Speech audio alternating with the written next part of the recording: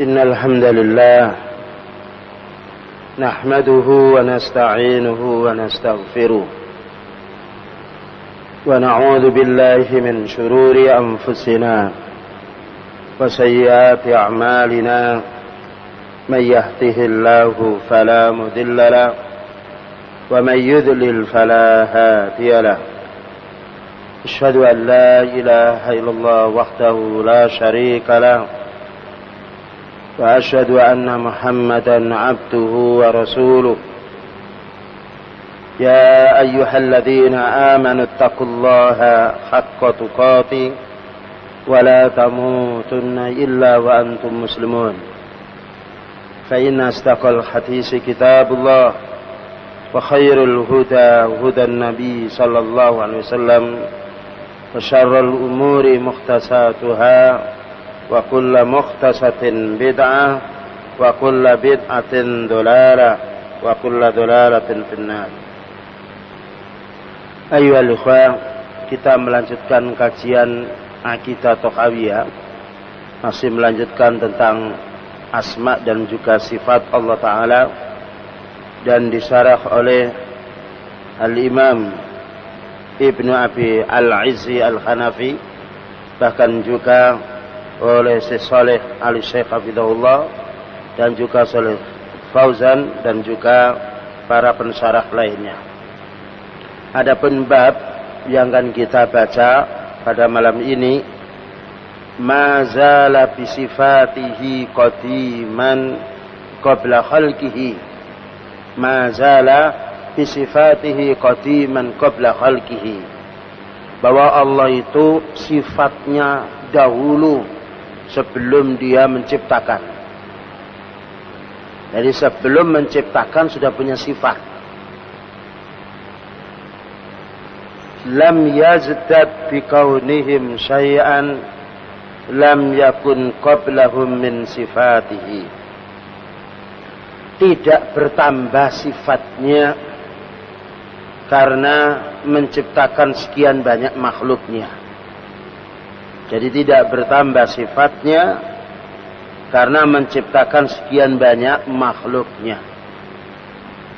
Wa kama kana bi sifatihi azaliyan kadzalika la yazalu 'alaiha abadiyan.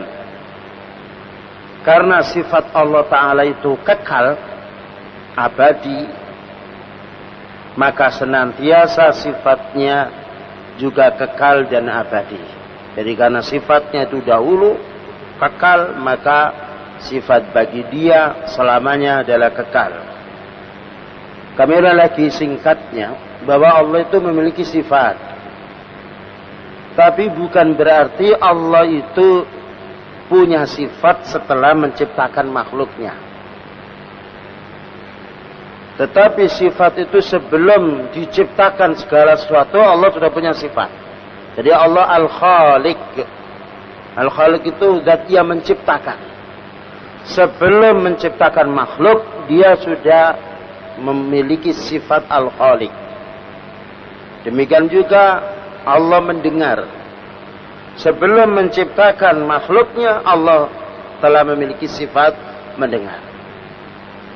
Dan tidak bertambah sifat Allah itu dengan bertambahnya ciptaannya, bukan. Karena sifatnya dahulu dan kekal selamanya, tidak bertambah dan juga tidak berkurang. Ini beda dengan sifat manusia. Manusia dikatakan pandai ketika dia bisa mampu berbuat sesuatu. Baru dikatakan dia pandai. Atau punya titel dia. Jadi punya titel itu baru, sebelumnya tidak punya titel. Jadi sifat titel yang ada itu setelah dia meraih sesuatu. Ini supaya dibedakan antara sifat Allah dan juga sifat makhluknya, jauh. Karena sifat makhluk asalnya tidak ada. Menjadi ada setelah orang itu berbuat. Tetapi Allah sifatnya dahulu, punya sifat sebelum menciptakan makhluknya. Berkata sekarang Al-Imam Ibnu Abil Izzi Al-Hanafi sebagai syarihnya atau pensarahnya, ay anna Allah subhanahu wa ta'ala lam yazal muttasafan bi sifatil kamal. Maknanya Allah subhanahu wa ta'ala senantiasa memiliki sifat yang sempurna. Baik itu sifatid dzati, sifat yang berhubungan dengan zat, wa sifatil fi'li, dan sifat yang berhubungan dengan pekerjaan. Jadi sifat itu ada dua, sifat zat. Sifat zat itu sifat yang kekal ada pada dirinya, seperti melihat, mendengar, hidup, qayyum, itu sifat yang kekal bagi Allah, tidak boleh putus atau berhenti sedikit pun. Ada sifat yang hubungannya dengan pekerjaannya. Nah, karena hubungannya dengan pekerjaannya itu tergantung dengan masyiah atau kehendaknya. Jika berkehendak ya wujud, seperti Allah turun ke langit dunia, itu sifat fi'liyah, bukan sifat zat. Kapan Allah menghendaki turun ya turun. Demikian jika Allah datang, wajah Rabbuka, dan datang Rabbmu, kapan Allah datang ya datang, itu namanya sifat fi'liyah. Nah, sifat fi'liyah itu baru suatu saat. Karena sekarang, besok lusa. Jadi Allah menciptakan, sifat al-khaliqnya adalah sifat qadim, nah, sifat dzatiyah. Sedangkan satuan dari yang diciptakannya merupakan sifat fi'liyah. Berbeda dengan manusia. Manusia punya sifat setelah dia berbuat. Itu menunjukkan kurangnya. Kalau Allah sempurna, karena sifatnya sudah ada sebelum berbuat. Sebelum menciptakan sesuatu sudah punya sifat pencipta. Berbeda dengan manusia. Dikatakan insinyur dia, asalnya tidak insinyur. Dikatakan ulama, asalnya bukan ulama dia. Nah, wala yajuzu an ya'taqida anna Allah wasafa bi sifatin ba'da an lam yakun muttasafan biha. Tidak boleh orang itu berkeyakinan bahwa Allah itu memiliki sifat yang sebelumnya tidak memiliki sifat. Jadi tidak boleh kita mengatakan atau berkeyakinan bahwa Allah itu memiliki sifat tapi sebelumnya tidak memiliki sifat. Itu menunjukkan kurang. Kalau asalnya tidak memiliki sifat, kemudian memiliki sifat, itu hanya makhluk. Tetapi sifat bagi Allah qadim, dahulu. Sebelum menciptakan, sudah punya sifat dia. Sebelum mendengarkan hambanya, sudah punya sifat mendengar. Sebelum yaitu memberi rezeki kepada hambanya, sudah punya sifat ar-razzaq. Ini supaya dibedakan antara manusia makhluk dengan Allah Ta'ala. Lianna sifatihi subhanahu sifatu kamalin. Karena sifat bagi Allah itu sifat yang sempurna. Namanya sempurna itu tidak boleh berubah. Tidak boleh tidak ada kemudian ada. Kemudian tidak ada lagi. Jadi namanya sempurna itu mulai awal sampai akhir, wal awwalu wal akhir. Itu namanya sifat sempurna.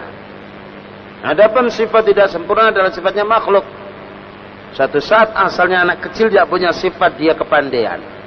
Tetapi setelah besar dia punya sifat kepandaian, itu namanya kurang dia. Karena tidak kekal dia, tidak qadim dan tidak azalian. Wa faqduha sifatun naqsin. Jika hilang sifat sempurna ini, berarti sifat itu kurang. Wala yajuzu ayyakuna qad hasala lahul kamal ba'da an kana muttasafan bidatihi.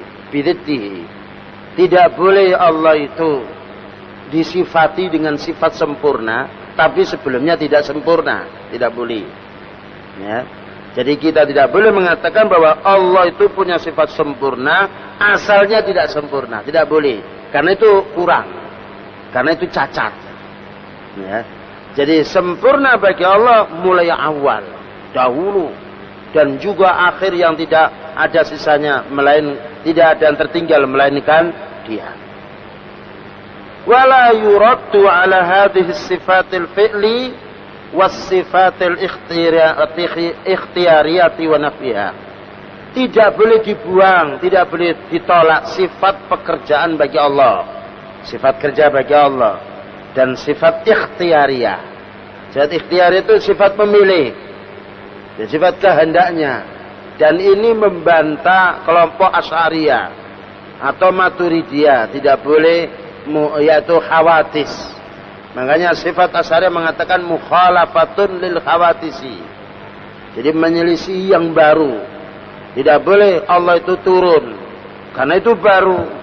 Tidak boleh Allah itu marah karena itu baru. Tidak boleh Allah itu ridha karena itu baru. Ya. Itu sifat pekerjaan. Banyaknya sifat pekerjaan menunjukkan sempurnanya sifat Allah, bukan menunjukkan kurangnya. Kalau asalnya sifat Allah itu baru, memang tidak boleh. Asalnya sifat Allah itu qadim. Tetapi penjabaran daripada sifat, perwujudan dengan adanya sifat ini, sehingga Allah memberi rezeki, Allah menurunkan hujan, itu kan sifat bagi Allah. Kehendaknya untuk menurunkan hujan, kehendaknya untuk membuat manusia, kehendaknya untuk memberi rezeki, itu kan pekerjaan. Kenapa tidak boleh bagi Allah Ta'ala? Dan itu menunjukkan banyaknya pekerjaan dan banyaknya sesuatu yang dikerjakan oleh Allah menunjukkan sempurnanya. Bukankah manusia pendiam itu lebih lemah daripada banyak kreatifnya atau geraknya? Jika manusia banyak geraknya, banyak berbuat dia, ya, itu lebih mulia daripada pendiam. Bagaimana tidak boleh bagi Allah Ta'ala? Bukankah manusia bisa bergerak itu karena Allah Ta'ala yang membuat? Maka ini bantahan terhadap yaitu Asy'ariyah atau Maturidiyah, yang mana mereka menolak Allah itu tidak punya sifat yang baru. Tidak boleh berbuat seperti yaitu sesuatu yang baru. Kal khalqi wat taswir, seperti Allah menciptakan. Allah bukan hanya menciptakan Nabi Adam, menciptakan keturunannya, dan Allah bukan hanya membuat yaitu ikan pada zaman dahulu saja. Sampai sekarang pun, kapanpun dibuat oleh Allah Ta'ala. Itu menunjukkan mulia sifatnya. Wat taswiri, dan membentuk. Jadi Allah Subhanahu Wa Ta'ala membentuk manusia, bermacam-macam manusia dibentuk. Sehingga kita bisa membedakan ayah kita dengan tetangga. Bisa membedakan ibu kita dengan saudari kita. Dengan anak kita, dengan putri kita, dengan cucu atau yang lain. Itu karena fi'lullah, pekerjaan Allah. Karena af'alullah ta'ala fa'alul lima yurid. Ini supaya dipahami. Wal imatati wal ikhya, dan Allah itu mematikan dan menghidupkan. Yang mematikan makhluk, yang mematikan manusia, Allah itu kan pekerjaannya. Kenapa tidak boleh bagi Allah? Kalau tidak boleh bagi Allah matikan, lalu siapa yang mematikan manusia? Siapa yang mematikan makhluk? Ini bantahan terhadap kelompok Asy'ariyah. Wal ikhya, demikian juga Allah menghidupkan. Berapa macam yang dihidupkan oleh Allah. Tumbuh-tumbuhan dengan sekian ribuan bahkan jutaan macam tumbuh-tumbuhan. Hewan, manusia, nyamuk, serangga dan juga semisalnya. Kenapa tidak boleh bagi Allah sesuatu yang baru? Sesuatu yang baru menunjukkan pekerjaannya, itu menunjukkan sempurnanya. Wal qabdi wal basti wat tayyi, dan Allah itu menggenggam karena punya tangan. Tapi jangan terlintas dalam pikiran kita genggamnya seperti genggam kita, tidak. Dan juga Allah membentangkan tangannya, tetapi jangan dibayang. Kalau dibayang itu berarti kita su'unidzan kepada Allah. Dan jangan disamakan, ya. Karena menyamakan laisa kamitslihi syai'un, Allah tidak sama dengan sesuatu. Walam yakul lahu kufuwan ahad. Wat tayyi, dan juga melipat. Wal istiwa, dan juga bersemayam. Wal ityan wal maji, datang. Wan nuzul, turun. Wal ghadabi war ridha. Demikian juga marah dan juga senang. Jadi innallaha yardha lakum salasan, sesungguhnya Allah meridai kamu 3 perkara. Jadi kamu maknanya manusia. Kapan berbuat sekarang diridai oleh Allah, berarti Allah meridainya. Bukankah Allah meridai para sahabat? Yang mana para sahabat itu berbeda umurnya dia, dan juga meridai hambanya yang beriman. Ini semuanya sifat fi'liyah, bergantung kepada masyiatullah atau kehendaknya. Wa nakhwi dzalika mimma wasafa bihi nafsahu wa wasafahu bihi rasuluhu. Dan masih banyak lagi sifat-sifat yang Allah tetapkan untuk dirinya dan juga Rasulullah sallallahu alaihi wasallam menetapkan untuk dirinya. Sifat dan nama itu haknya Allah yang memberi. Allah yang berhak memberi nama. Karena Allah memberi nama pada dirinya berarti paling baiknya nama. Dan Allah memberi sifat bagi diri yang paling sempurnanya sifat. Kalau manusia memberi nama kepada Allah tidak sempurna. Ya. Karena ilmu manusia datangnya dari Allah. Bagaimana mau memberi nama kepada penciptanya? Yang berhak memberi nama Allah adalah dirinya. Kemudian Rasulullah SAW. Mengapa Rasulullah SAW? Karena beliau datang dengan membawa wahyu. Jadi beliau disuruh menjelaskan ayat Al-Quran. Beliau tidak bicara menurut hawa nafsu. Jadi keterangan beliau adalah dari Allah Subhanahu Wa Taala. Wala nadkhulu fi dzalika muta'awwilina bi ara'ina. Kita tidak boleh mengangan-angan dengan pikiran kita. Jadi dalam nama dan sifat tidak boleh kita ikut campur otak kita. Wala mutawahhimina bi awaina. Dan tidak boleh kita tuh menduga-duga dengan hawa nafsu kita. Tidak boleh. Karena sesuatu yang yakin tidak boleh diduga. Dan orang menduga berarti itu salah. Demikian juga orang yang menakwilkan, orang yang membayangkan, itu orang adalah orang yang salah. Bagaimana Allah yang gaib kemudian dibayangkan oleh manusia, yaitu tentang sifat dan juga namanya. Lakin aslu maknahu ma'lumun, tetapi menurut asal semua nama dan sifat yang sampai kepada kita dari Al-Quran dan Sunnah itu faham artinya. Jadi Allah punya tangan, faham kan kita tangan. Tapi kita bisa membedakan bahwa tangan kita tidak sama dengan tangan Allah. Selesai urusannya. Karena tangannya anak kecil lain dengan tangannya orang dewasa. Tangannya wanita lain dengan tangannya laki-laki. Ya. Bukankah orang buta bisa dia merasakan, menyentuhnya. Ini tangannya anak kecil. Dia buta. Jika tangannya anak kecil lain dengan tangannya orang dewasa. Lain dengan laki-laki dengan wanita. Lain lagi dengan tangannya makhluk yang lain. Bagaimana disamakan Allah tangannya dengan makhluk? Maka tidak punya dalil mereka. Dan itu hanya karena mengikuti hawa nafsu. Oleh karena itu Imam Malik rahimahullah. Ini kaidah ya ikhwan, apabila kita ditanya. Imam Malik rahimahullah ketika ditanya, wahai Imam, bagaimana dengan ayat summastawa 'alal 'arsy? Kemudian Allah itu bersemayam di atas arsy. Allah bersemayam di atas arsy. Jadi kalau kita ditanya di mana Allah? Allah itu di arsy. Arsy itu adalah makhluk yang paling tinggi sendiri. Sedangkan di atas arsy itu Allah. Bukan Allah di mana-mana. Ya. Menurut umum kan Allah di mana-mana. Menurut umumnya, menurut yang hak, summastawa 'alal 'arsy. Ar-Rahmanu 'alal 'arsy istawa. Jadi kalau kita ditanya di mana Allah? Allah di atas langit, Allah di atas arsy. Allah bukan di bumi, bukan di bawah, dan bukan di samping, tapi paling atas. Subhana rabbiyal a'la. Sabbihisma rabbikal a'la.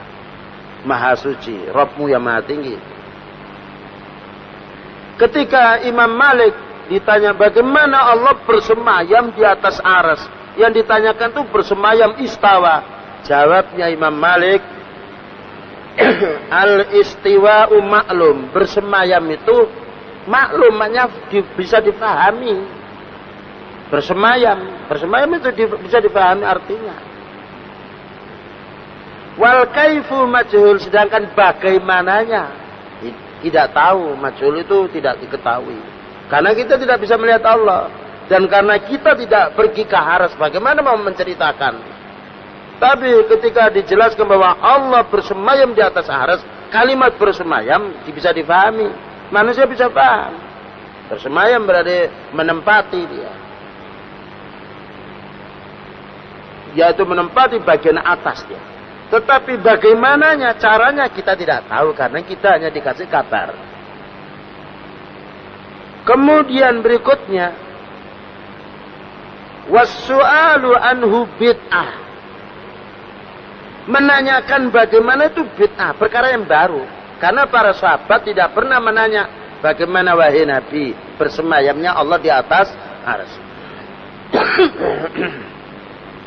Jadi menanyanya adalah bid'ah.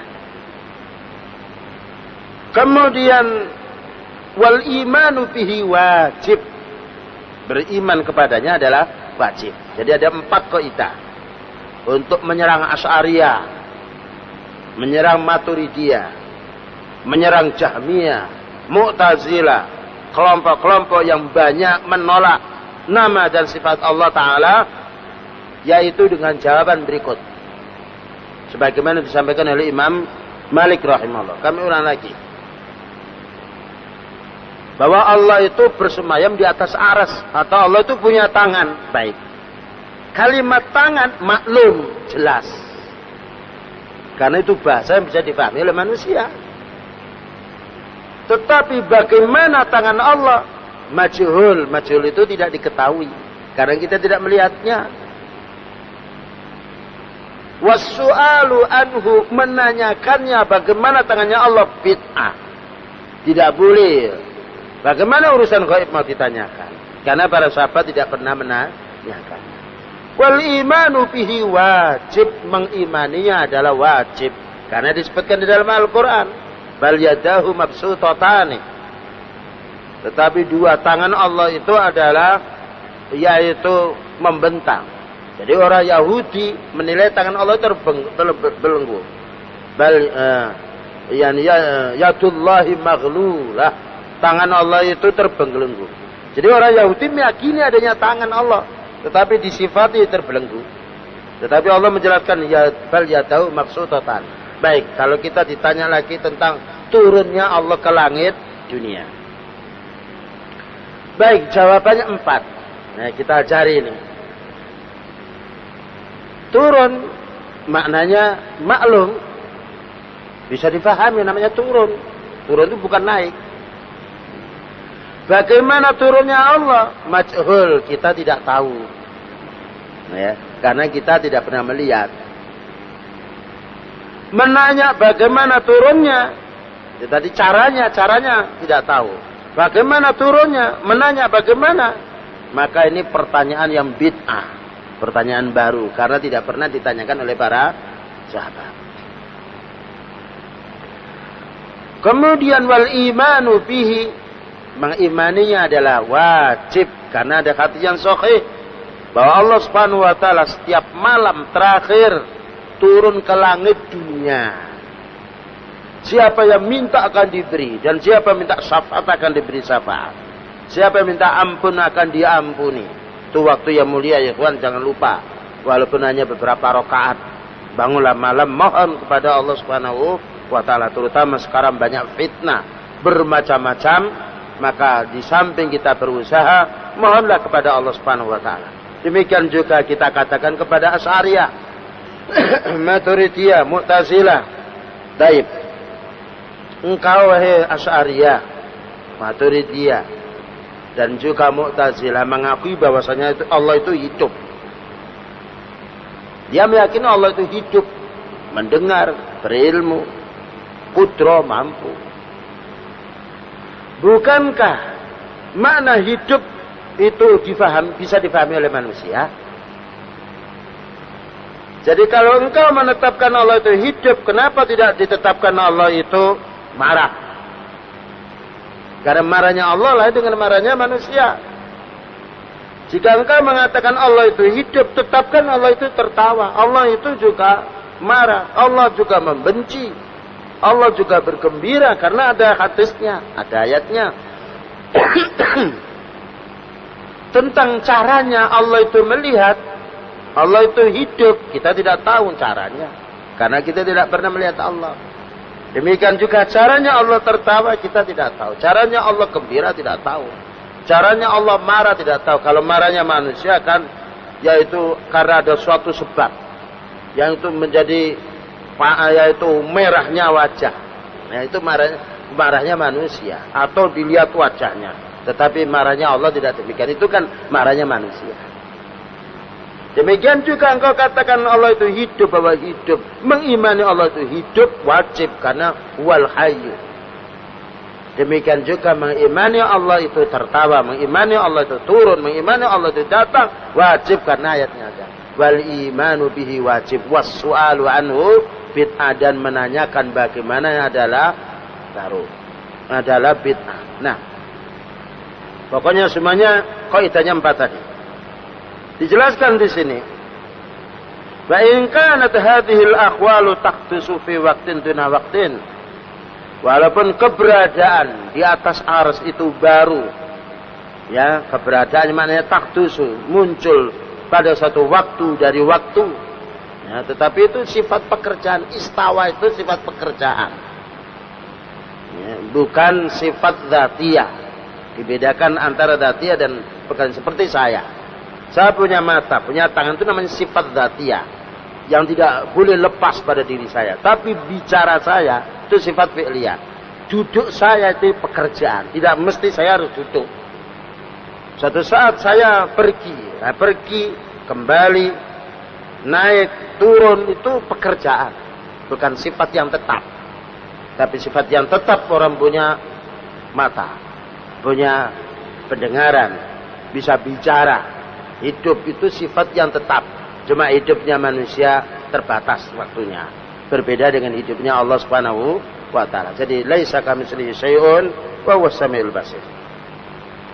Demikian juga disebutkan di dalam hadis syafaat.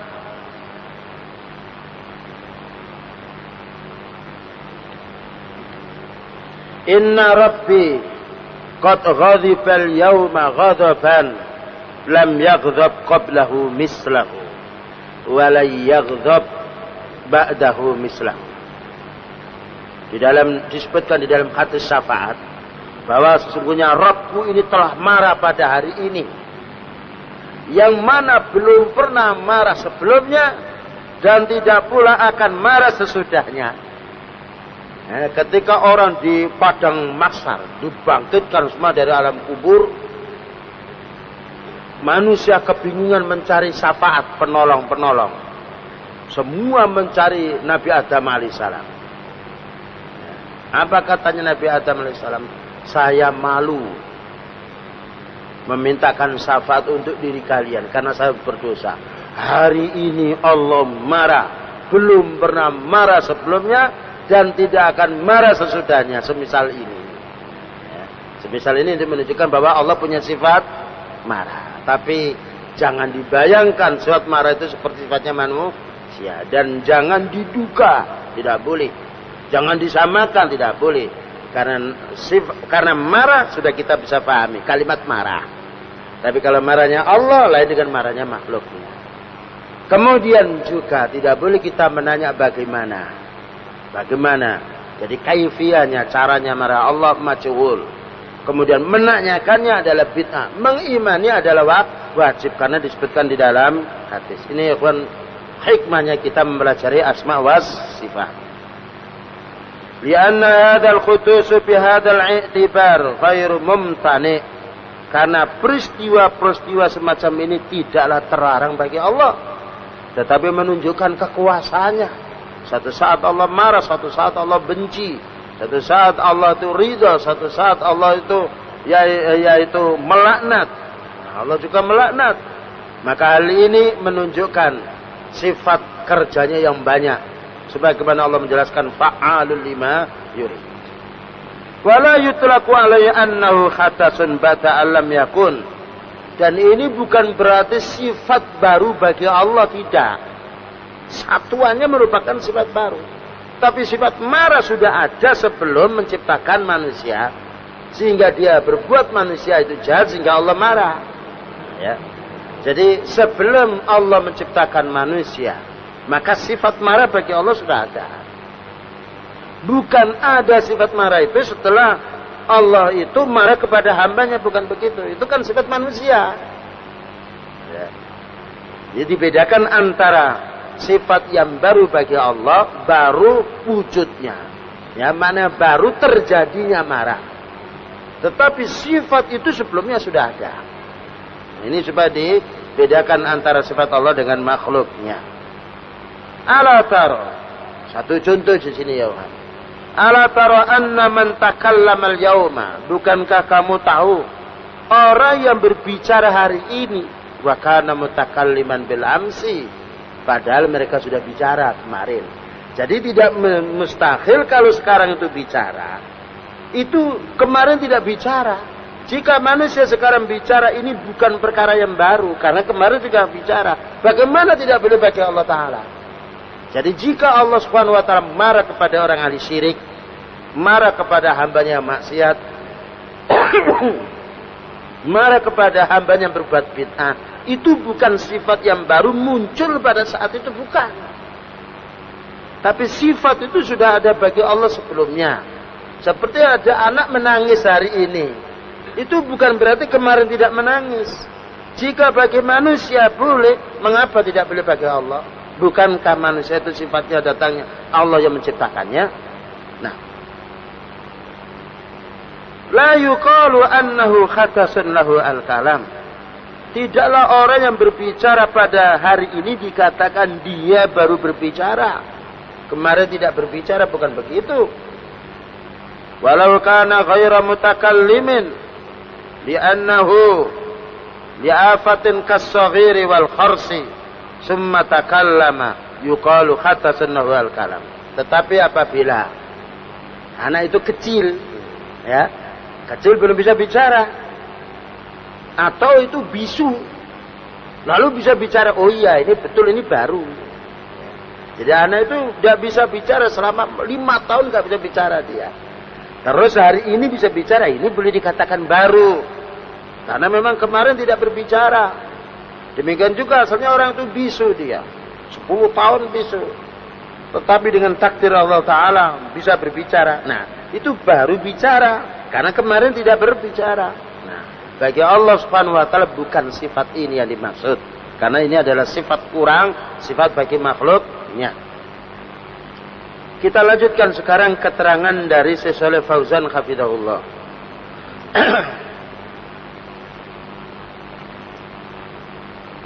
Fallahu subhanahu wa ta'ala laisa li sifatihi bidayah kama annahu laisa li dzatihi bidayah.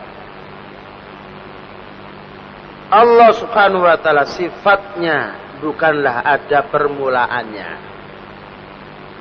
sebagaimana zatnya bukan ada permulaannya.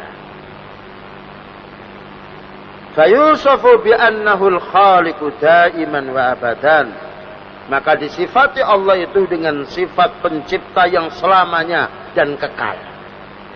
Ya. Jadi sifat bagi Allah itu bukan baru, ya. Berbeda dengan makhluk. Ini supaya kita tidak hanya mendengar satu syarah saja, tetapi mendengar para ulama sunnah bahwa tidak berselisih pendapat di dalam hal ini, kecuali orang yang menolak akalnya yang sehat atau menolak dinul Islam. Fahuwa qadimatun naw'i khatisatul akhad. Sifat Allah itu dahulu dari jenisnya. Jenisnya dahulu. Dan baru dari segi satuannya. Jadi namanya sifat Allah Ar-Razzaq. Itu sifat asalnya adalah dia qadimah, dahulu. Kemudian memberi rezekinya, nah itu bisa dikatakan baru setelah diciptakan makhluknya. Jadi sebelum diciptakan makhluknya sudah punya sifat Ar-Razzaq, memberi rezeki, cuma belum diberikan karena makhluknya belum dibuat.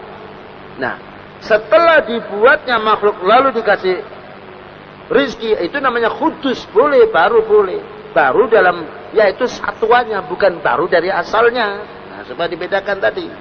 Seperti anak sekarang menangis. Ini bukan baru sekarang menangis. Memang anak ini kemarin lusa juga begitu sering menangis. Ya. Jadi kalau itu boleh bagi manusia, kenapa tidak boleh bagi Allah Ta'ala? Ini bantahan terhadap Asy'ariyah atau terhadap yaitu Jahmiyah atau terhadap Mu'tazilah dan juga kelompok-kelompok semisalnya seperti Qadariyah maupun Jabriyah. Fallahu subhanahu wa ta'ala mutakallimun qabla ayyastura minhul kalam. Bahwa Allah itu memiliki sifat bicara sebelum dia bicara.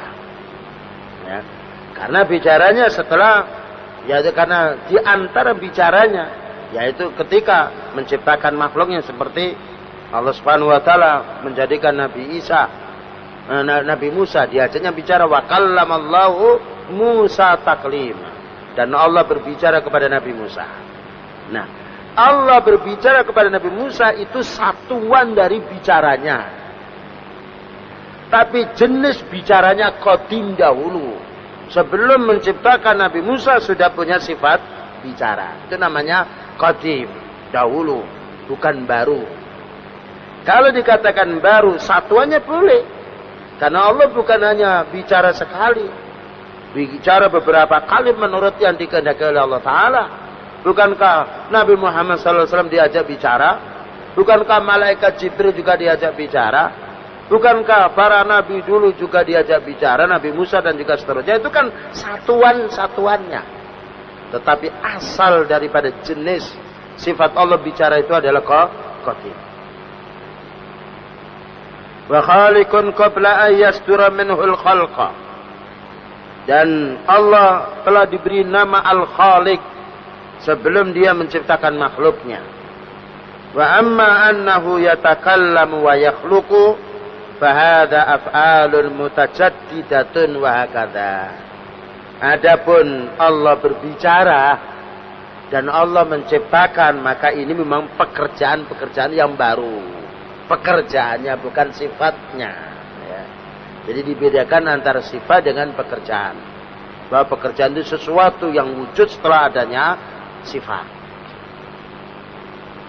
Berikutnya, Syekh Shalih Fauzan hafizahullah berkata, ay khalaqal khalqa wa la naqulu lam yasir khaliqan illa ba'da an khalaqahum.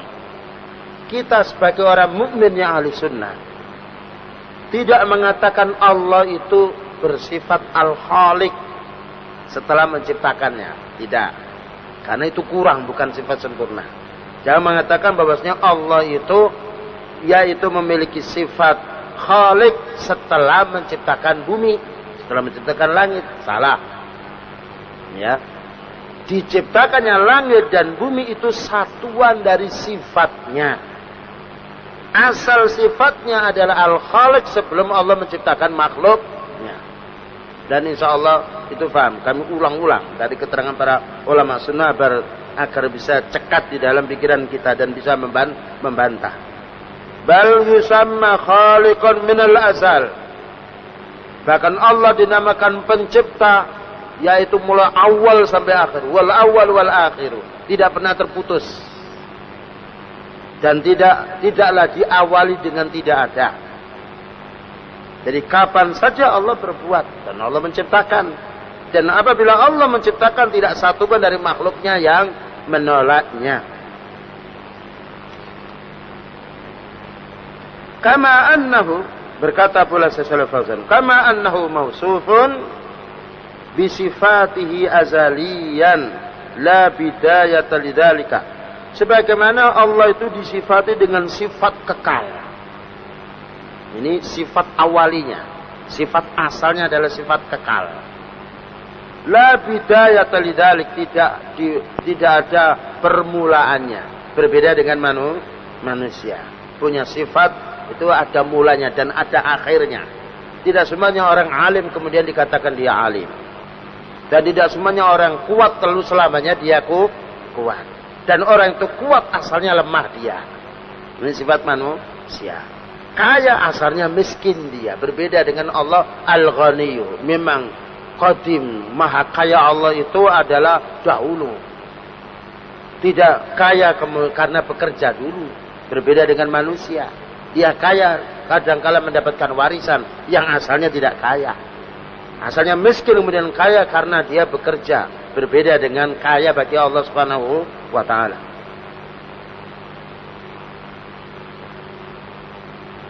Kemudian juga beliau mengatakan, antal akhiru fala ba'daka syai'un.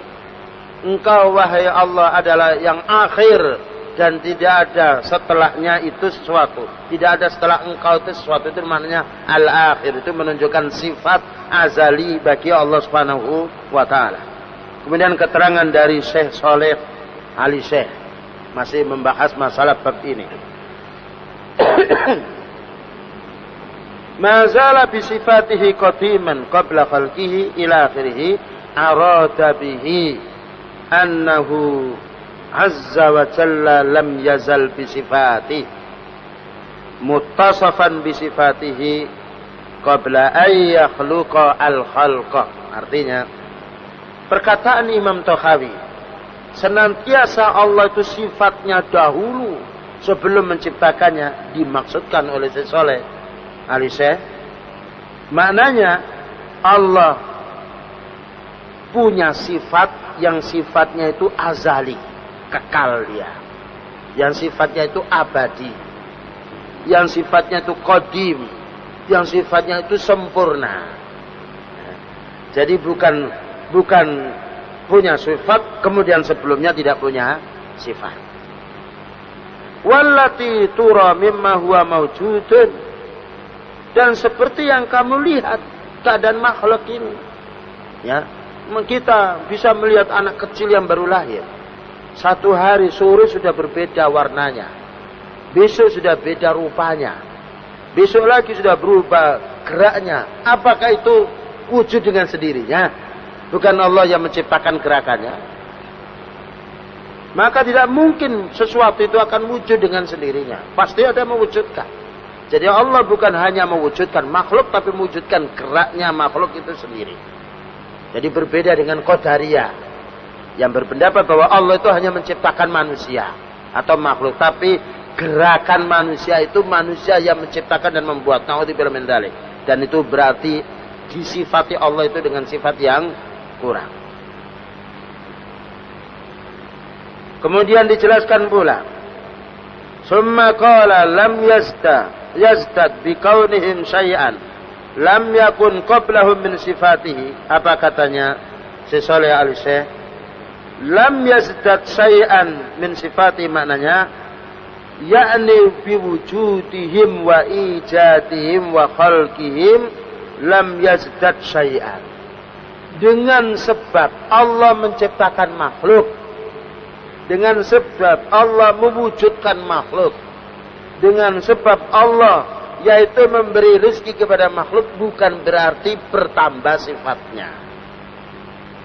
Nah, berbeda kan manusia kan? Manusia tambah titelnya kalau sudah punya karya dia. Punya karya tulis, punya karya yang lain dia. Jadi sebelumnya tidak bertambah.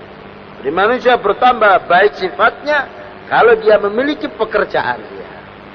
Jadi yang asalnya belum punya titel dia, belum punya sifat. Tapi bagi Allah, bukanlah Allah itu akan bertambah sifatnya dengan banyaknya makhluk yang diciptakannya. Dan bukan berarti tambah sifatnya Ar-Razzaq dengan banyaknya memberi rezeki kepada makhluknya. Jadi sifat Ar-Razzaq bagi Allah adalah azali, kekal, tidak pernah berkurang. Sampai di dalam hadis dijelaskan kemarin bahwa rezeki Allah yang diberikan kepada semua makhluknya ini diibaratkan kurangnya seperti orang yang memasukkan jarum. Jarum itu kecil, ya. Dan berapa panjangnya jarum itu? Dimasukkan ke laut yang sekian luasnya dan dalamnya. Kemudian berapalah air yang lengket, yang nempel pada jarum itu. Itulah nikmat yang diberikan kepada hambanya. Bagaimana mau kurang?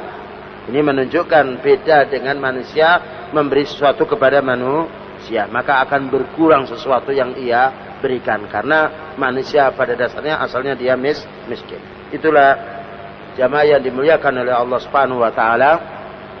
Ringkasnya keterangan dari sifat yang harus kita fahami bagi Allah Subhanahu wa taala. Semoga Allah Subhanahu wa taala memberikan taufik dan hidayah kepada kita semuanya. Dan ada sedikit jamaah yang perlu saya sampaikan, yaitu ada pengumuman bahwasanya tanggal 25 di Brondong atau Sedayu itu ada kajian saya yang mengisi, itu tidak benar karena tidak ada surat, tidak ada orang yang menghubungi saya. Jadi supaya difahami, jadi tanggal 25 hari Rebu di Grondong sana ada kajian tertulis nama saya tapi itu bukan nama saya, dan ini supaya dimaklumi begitu aja. Sallallahu ala nabiyina Muhammadin wa ala alihi wa sahbihi wasallam. Subhanakallahumma wa bihamdika asyhadu an la ilaha illa anta astaghfiruka wa atubu ilaik.